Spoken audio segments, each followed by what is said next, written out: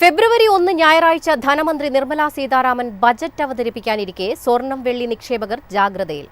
വിലയിലെ കുതിപ്പ് structural bull മാർക്കറ്റിന്റെ സൂചനയെന്ന് വിദഗ്ധർ. വിപണി വിദഗ്ധനായ പൊന്മുടി ആർ ആണ് സ്ട്രക്ചറൽ ബുൾ മാർക്കറ്റിന്റെ സൂചന നൽകിയത്. സ്വർണത്തിന് 1,54,000 മുതൽ 1,55,000 രൂപ വരെ ശക്തമായ സപ്പോർട്ട് ഉണ്ടെന്നും 1,60,000 മറികടന്നാൽ വില 1,65,000 രൂപ വരെ പോകാമെന്നും അദ്ദേഹം വിലയിരുത്തുന്നു.